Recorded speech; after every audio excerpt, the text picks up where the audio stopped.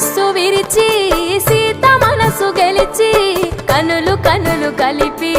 ప్రేమ మనసులొలికి పూలవాన కురిసి నింగి నేల మురిసి ఊరువాడ తరలి ఉత్సవాలు జరిపి సీతమ్మ సిగ్గుతో రామయ్య ప్రేమతో సీతమ్మ గుండెలో రామయ్య రూపము